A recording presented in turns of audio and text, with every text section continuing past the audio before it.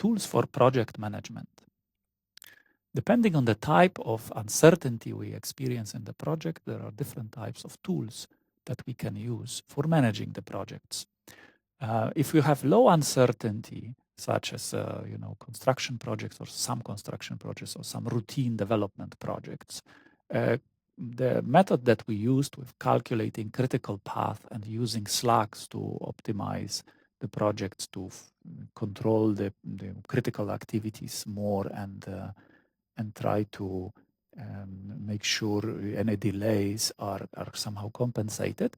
This is the right method where we have low uncertainty level. When the uncertainty level is high, it's a good idea to use something like Monte Carlo analysis. So the second line here is Monte Carlo analysis, right? And of course, when we control the projects, we have to be more focused on even activities that don't appear to be likely to be critical, but maybe have high variability in their high uncertainty in their duration.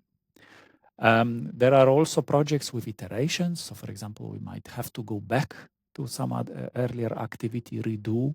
Right? Again, we could use Monte Carlo simulation, for example, assuming there are activities like combining this into one activity and consider it like a random time, right? Or we could actually simulate this directly as a using some simulation software with a probability of going back and repeating the activity.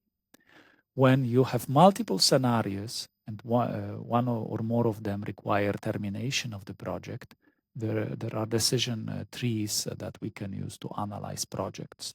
And the most complex projects will actually have unknown unknowns. This requires something called discovery-driven planning. There's a very high level of uncertainty. Not only do we don't know the probabilities or the distribution of the future events is uncertain, we don't even know what following activities we might have to do. Only when we discover some information, we might know how to proceed with a project or whether we should maybe terminate the project.